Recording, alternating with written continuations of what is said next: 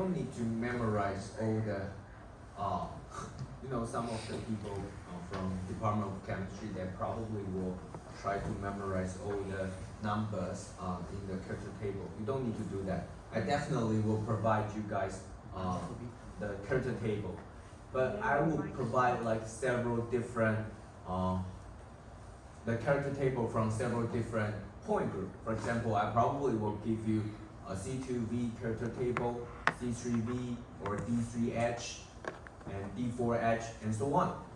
So you need to have the ability to for example, if now I want you to know the Raman stretching for the ammonia, first of all, you need to follow the flow chart to find out what's the point group for this molecule.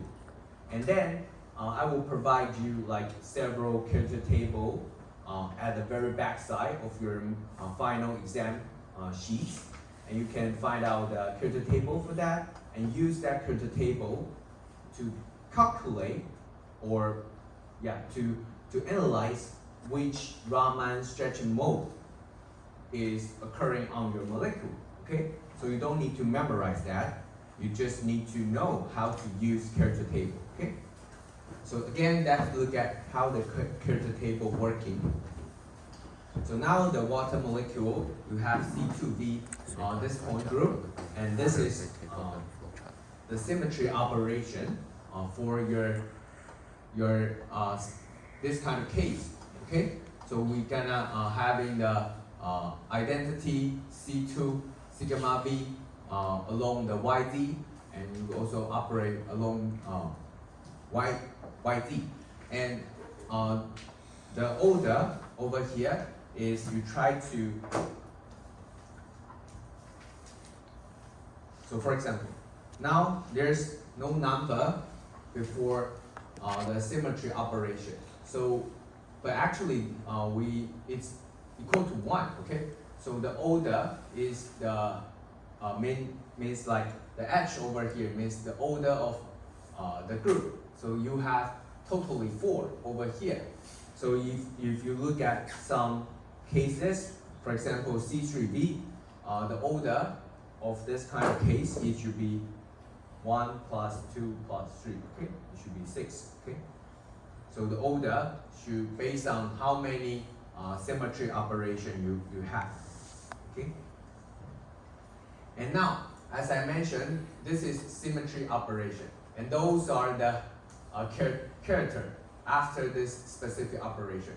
And this is the first one describing the Z vector, and this one is describing Y vector, and this one is describing the X vector. Okay, so you use those vector to describing how your molecule stretching look like, or rotating, or even transporting look like. Okay, so those are the property or the character after you carry out the symmetry operation. And though here something we call that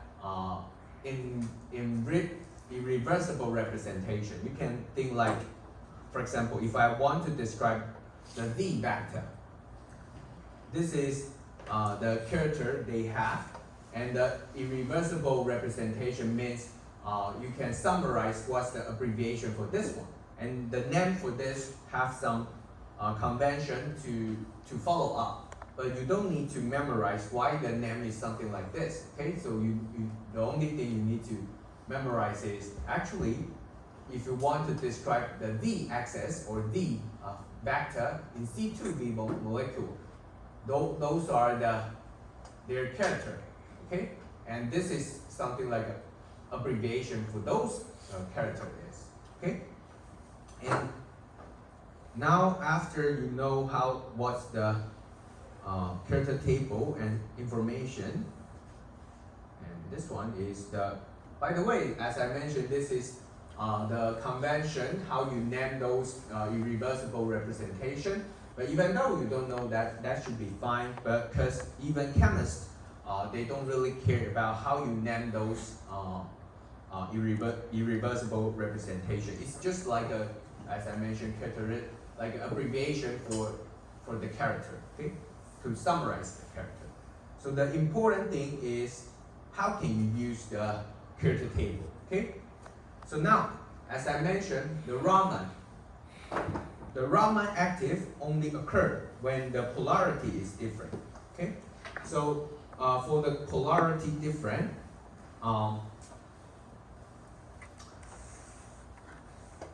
you're gonna make the polarity different for your electron cloud. You're gonna make the Raman scattering occur.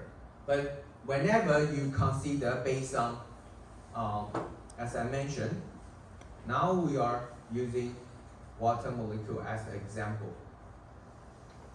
And we define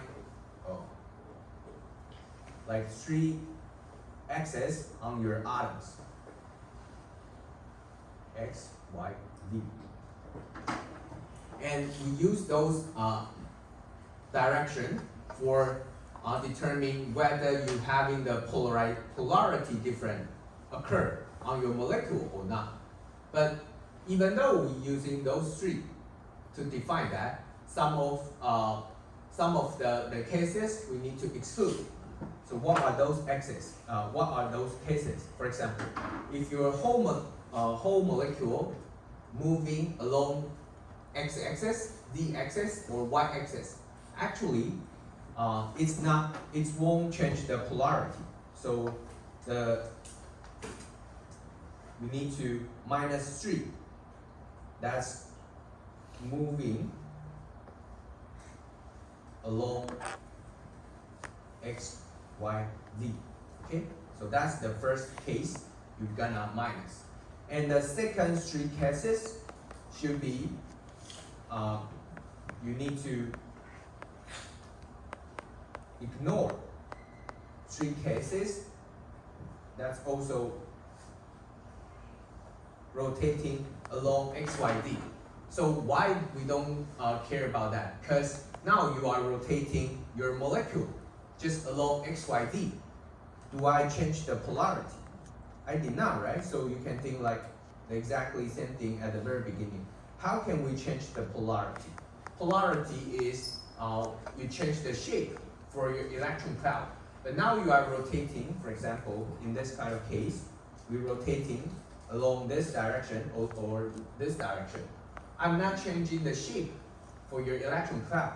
So it won't have any Raman signal in your spectrum. And another thing is exactly the same. If I'm moving along the x-axis or y-axis, I'm not changing the electron cloud. So I need to ignore that too. Okay, that's 3 cases. So if you are not having the linear, where's that slide? If you are having the non-linear molecule, you need to minus totally 6 for the prediction based on the character table. And that's 3, including 3 movement along the XYZ axis and 3 rotation along the XYZ axis. But if you are a linear molecule, you just minus 5 because there are 3 movement for the XYZ direction, but there are only 2 movement, 2 rotation cases you need to exclude. Because linear one, the only rotation you need to consider is, for example, CO2. You only have 2 kinds of rotation, right? One of that is here. These 2 should be exactly the same. This rotation will be exactly the same to the one which is perpendicular to this one. So only 2 rotation can be considered. Okay? So based on all of this, you can start to use the character table to find out what are the vibrational mode. And one thing I forgot to tell you guys is, as I mentioned, they are using mathematic way to describe the vector, and all those are irreversible representation. What's the meaning of irreversible representation? Because it's vector. If you have the experience, to know what's the meaning of the vector, you will know that actually the vector, if you try to dot product for two vectors, for example, if you have one vector is A and you try to dot the other vector which is B, the equation for that should be the amplitude for those two and multiply cosine theta for those two vectors. Okay, so for example, you have vector A and vector B and their angle in between for that. This is how we calculate the A dot B. Okay, and now all the in principle representation, irreversible representation, as I mentioned, this is describing for d, y, and d, x, and y. So those are perpendicular to each other. Okay, so what's if the vector is perpendicular to each other? When you dot A to B, what will happen? It will become 0, right? Make sense? What's the cosine 90 is 0, right? So A dot B will be 0. So now A1 dot B1, you will get the result which is 0. Okay? So you know actually we also call that those irreversible representation are orthogonal to each other. Okay? So that's the reason why you A dot B, A dot A2, or A1 dot B1, you will get 0. And that's the how we using those irreversible representation to describing how the stretching occurring in your result. Okay, so here are how we operate that. So let's go through this one by one. Okay. So now we have water molecule. As I mentioned, we define the atoms like axes on this atoms, and there are totally 9 axes on these atoms, and we just carry out the operation for this symmetry operation. So now I totally define 9 vector on top of that, right? And the first symmetry operation, what we carry out is we totally got those 9 vector. We're doing nothing. We're doing identity. So you will get 9 eventually. Okay, make sense? But whenever I carry out C2 for this molecule, where's the C2 is? It's over here. And whenever I carry out C2, what will happen for those vectors? Only this one is left, is symmetry, okay? And those two, you're moving. So those two, you cannot consider that anymore, okay? But how about those two? Those two will become this and this, okay? So it will become -1 and symmetry, -1 and symmetry, and this one is symmetry. So totally you got -1, okay? So the exactly same thing you can carry out for YD. Where's YD? So this is the mirror plane in between those two. So now you got symmetry, symmetry, and symmetry, and those two are moving, so you cannot consider that. So eventually you will get 1. Okay. So how about YD? The YD is the projector over here. The mirror plate on your projector, on your screen. So you carry out the symmetry operation, what will happen? So this one should be symmetry, symmetry, symmetry, symmetry, symmetry, symmetry. And the axis, x-axis will become anti-symmetry. Okay? So totally you have -3 and +6. So the total value will become 3. Okay, make sense to you guys? No? Yes? So you can think like, what we are doing is we use those vector to describe what's going on during the stretching. Okay, we are using those vector to help us carry out the symmetry operation over here and to know what's the vector eventually. Okay, and those after you got this, we will call that reversible representation, and that means in this you probably have A1 plus B1 plus B2. It's just assumption, okay? In this, you have several irreversible representation in your character table.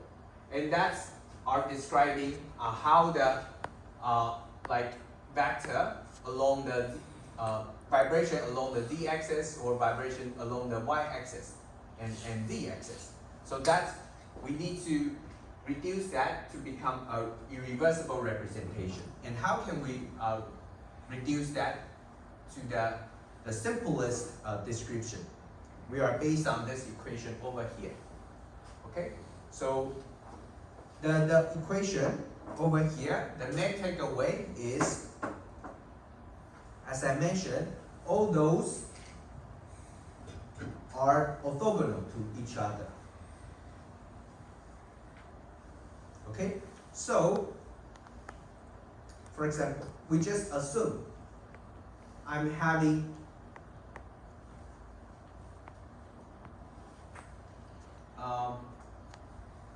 let me think about how can I briefly explain that. Let's just assume now in our irreversible reversible representation we have A1 plus A2. We just assume that, okay? And if I'm trying to dot A1, what will happen? I would have A1 dot A1 plus A1 dot A2, right? So what will happen for A1 dot A1? It will become 1, right? Or you can think like, oh, it should be, let me rephrase my words, how can I? Probably.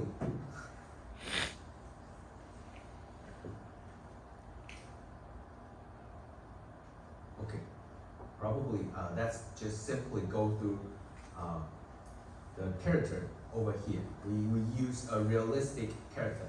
So that's calculate A1 dot A1 on the character table.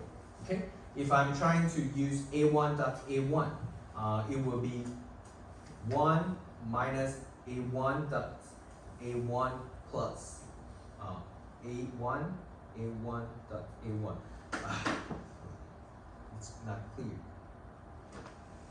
A1 dot A1 equal to 1 dot A1. Write down the equation first and let's discuss later, okay?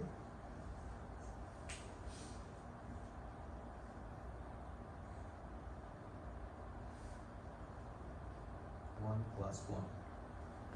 And you will equal to 4. Okay?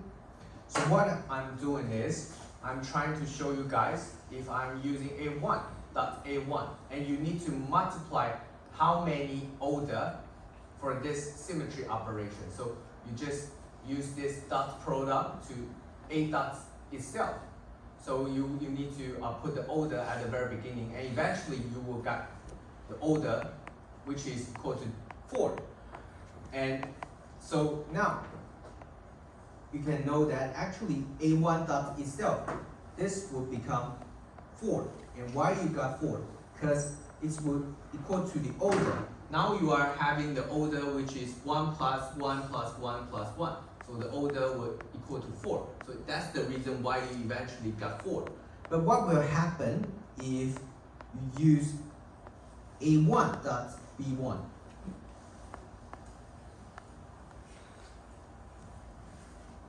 So we do the exactly same thing. 1 by 1 multiply 1. So it should be 1. And 1 by multiply minus 1 multiply 1. What will happen? It's minus 1. And 1 multiply 1 and multiply 1. It will be 1. And the exactly same thing, minus 1 multiply 1 multiply 1 will become minus 1.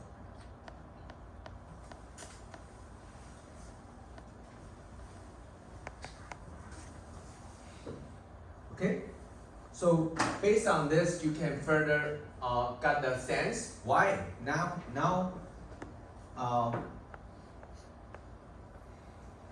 A dots the others, as I mentioned, is orthogonal. It's perpendicular to describing those vectors. So you eventually will get value which is 0. Okay, so as you can see over here, if I'm carrying out the exactly same thing, you will get the value 0. But if you are dots to yourself, it will become older. Okay, it will become older, and that's what the order is. It's the how many symmetry operation over here. Okay, so based on this, the conclusion is I want you guys to get a sense why the equation is something like this. What we are doing is, now this is irreversible. This is reversible representation. So in here, we probably have several irreversible operations in that. So it's probably something like this. We just assume that. And now, if I'm trying to using this to carry out dots, okay? And you will got A1 dot. I'm just dot with A1, okay? And plus B1 dot A1. And we got B2 dot A1, okay? And now, if those two dot together, what will happen? You will just cancel those two out, right? They are orthogonal. But now, if we assume in this group, we have A1 over here, what will happen if you just A1 dot A1? You will get the order. So that's the reason why you try to use the equation divided by order eventually. Okay, so let's quickly go through how that works. So now, if you want to know how many irreversible representation inside this specific operation, you need to use this number, multiply that character for irreversible representation. So as you can see over here, one of the number over here should be this one. Okay, and those number are this one, and the number over here are the order before your symmetry operation. Okay, so what am I do? What this equation doing is the exactly same thing that I just mentioned. I just use this group to dot with your original vector, and if you have that specific irreversible representation, you will get, for example, A dot A, and so you need to divide the order eventually to know how many irreversible representation inside this case. Okay, so in short, for that, what you are doing is why this equation is how this equation is coming from. All those are because we are using the vector to describe what's going on for this case. Okay, so now you carry out this, and you eventually find out that there are 3 A1 in this reducible representation. And you need to do the exactly same thing for the rest of the irreversible representation on this case. Okay, so you will eventually get after the operation, you have 3A1 and 1A2 to B1 and 3B2 in these cases. And as I mentioned, we in this kind of vector definition, we include 3 movement for the atoms and 3 rotation for the atoms. So we also need to exclude those cases that's not changing the polarity. Okay. So what are those cases? So as I'm plotting that over here, we have some translation, which is movement, and we also have 3 cases, which is rotation. Those are Raman inactive.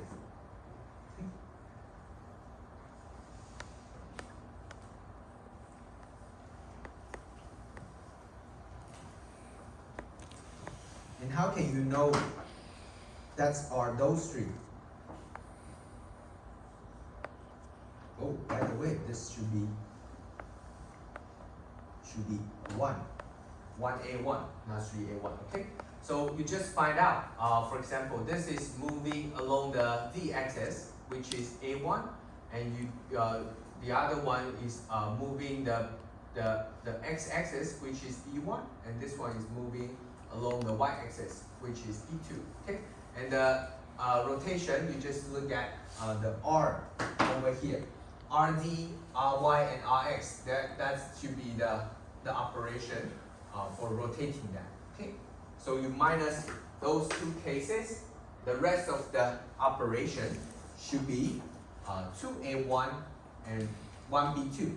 Okay, so those are the Raman active cases.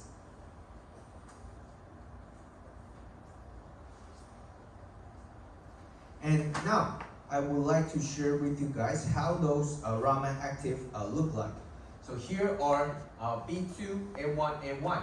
And the stretching mode will be, if you back and forth for those 2 slides, you will see the stretching mode, something like this. And you can see how they're stretching different. If you look at this case, now this is stretching. For example, A1, you're stretching like a symmetric way,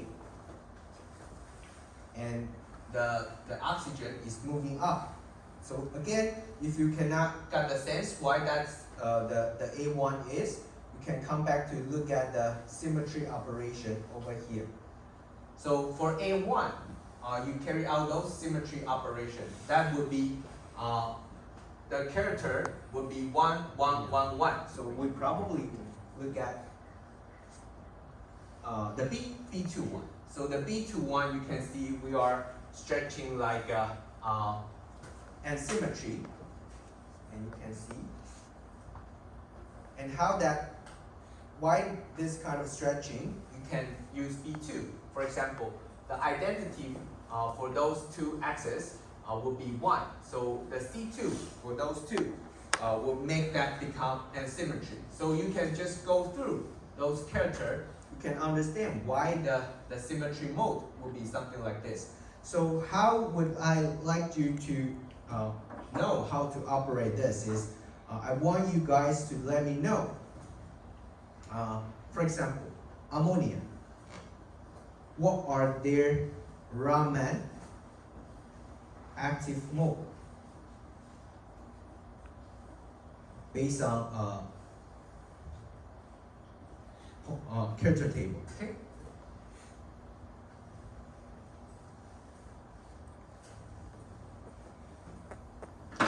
So you should go through the exactly same thing that I just operate today over here. So you need to ammonia will be something similar to this kind of structure.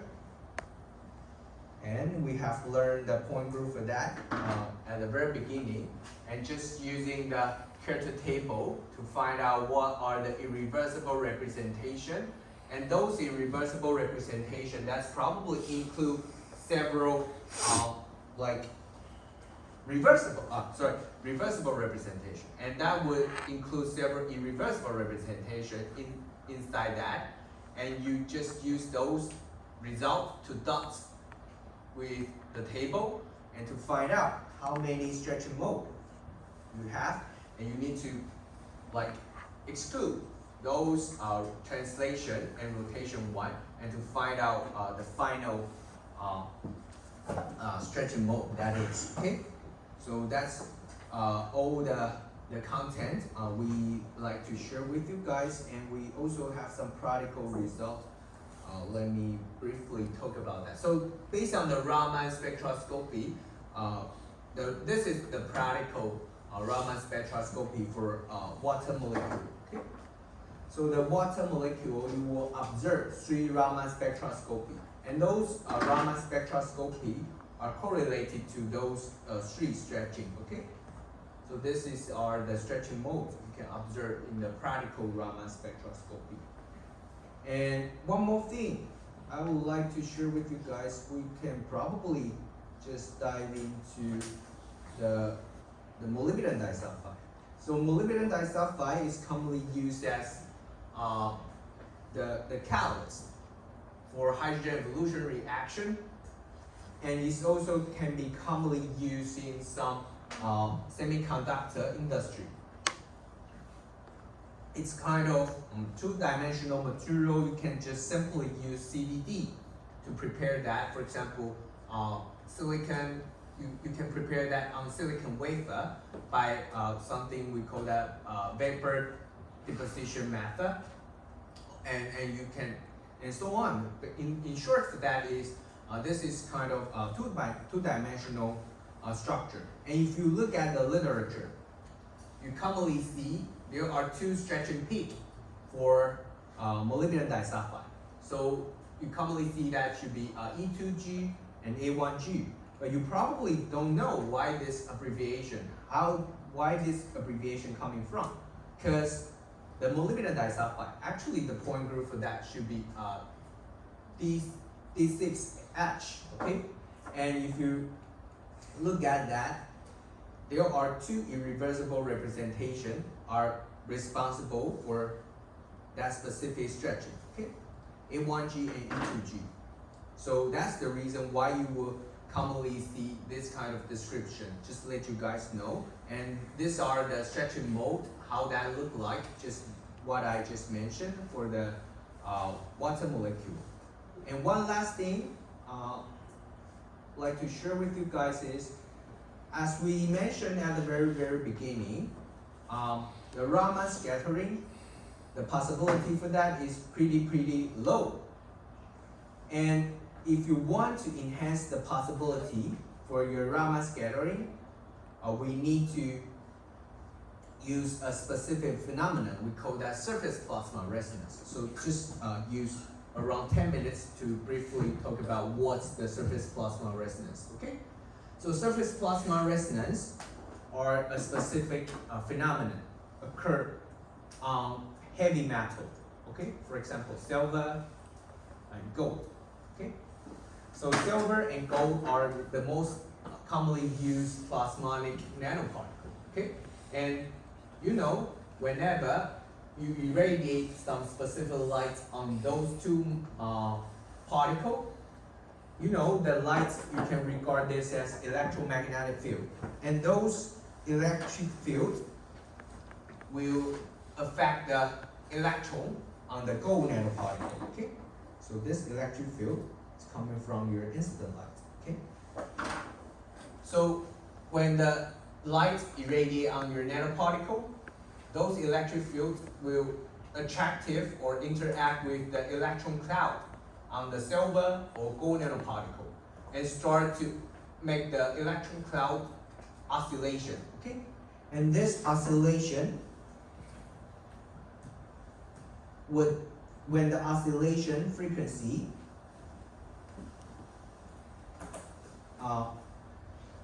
is exactly the same as the frequency of incident light, those lights will be absorbed by the nanoparticle, okay? And we call this kind of phenomenon as surface plasma resonance, okay? And why the surface plasma resonance is important. By the way, you know, now we are talking about the oscillation frequency. So whenever you're having the bigger particle or smaller particle, the oscillation frequency for the electron cloud also a little bit different. So some of the people, they will change the particle size for the gold nanoparticle, and you eventually will observe different kind of color. And why that happen? Because whenever you're having the bigger particle, the oscillation frequency will become smaller. So the wavelength for the SPR absorption will become a longer wavelength. So based on this, you can understand actually this is bigger. If you don't know this, it should be fine. It's more like a nano material concept. I just like to share with you guys about this. Okay, bigger nanoparticle, and this one is smaller particle. For plasmonic nanoparticle, so they can simply change the particle size to change the color from red to the purple. Okay, and you can also change the like shape for the gold nanoparticle. For example, now you have in the gold nanorod, you have two axes. One is along this direction, okay, and the frequency for that would be lower, and frequency for that will be higher. And you also having another surface plasma resonance along the axis for the nanorod over here. So you will have another STR absorption. So there are two STR absorption, and this one is over here, and this one is over here. Because this frequency is higher, this frequency is lower. So the higher frequency, you will having the shorter wavelength, and the lower frequency one, you will have a longer wavelength. Okay, so you will see two SPR absorption, and the severe one you only observe one because there's only one axis. And why we want to mention this? Whenever you having the SPR to occur on your nanoparticle, you can enhance the Raman scattering possibility. Okay, so for example, now you have a molecule and you want to see some stretching. Okay, and eventually it's become a Raman signal in your spectrum. But as I mentioned, the Raman scattering is really hard. But once you having the plasmonic nanoparticle, such as the silver nanocube, observed here, and whenever the SPR start to occurring, those electron vibration, electric field vibration, would enhance the Raman scattering possibility. Okay, so you will see the Raman signal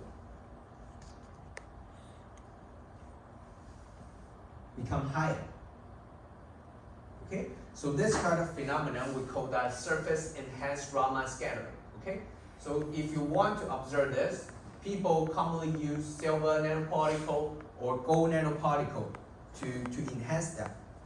So how can we use that? So this is an article in like a biomedical application. So I'd like to let you guys know about this. So here they are developing some method to know the spontaneous miscarriage. So by the way, for those who don't know what the miscarriage is, by the way, you guys know what the miscarriage is? 流产. Okay, so when you're pregnant, you probably have some possibility you cannot let the baby out. Eventually, it's probably just become blood, and you cannot really get the baby eventually. But you know there's some how can we predict that and to let the mom to avoid this happen? So there's some sorry, I cannot pronounce that. bolides. And what's that? It's specific 代谢物. Okay? So when you're pregnant, in your pee, there are some specific molecule. And if we can use one sensor to detect those molecules, we can know whether you are having the possibility to miscarriage or not. But if you want to analyze those molecules, how can you do that? You can use Raman, right? But the Raman scattering signal is pretty low. So in this literature, they use silver nanoparticle and modify some specific functionality on top of that. And then they just flow those metabolites through your sensor. And whenever those molecules bound to this functionality, you will see the Raman peaks signal start to appear. So the main takeaway is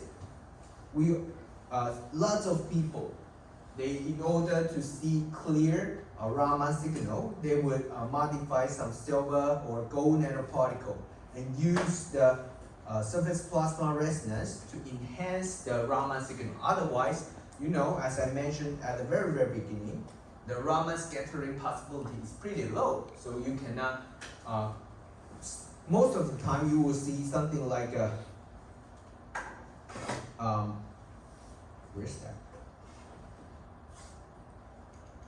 Something like a noise over here, just like as you can see over here. Although in this one, you cannot, you already get rid of the fluorescence, but if this is also your signal, it's embedded in the noise. But whenever you are having the surface plasma resonance particle, you can enhance those scattering to relatively obvious observe those signals and to analyze that. So that's the main takeaway. How can the Raman spectroscopy help you to avoid spontaneous miscarriage? Okay. So I think I'm talking about the point group a little bit fast.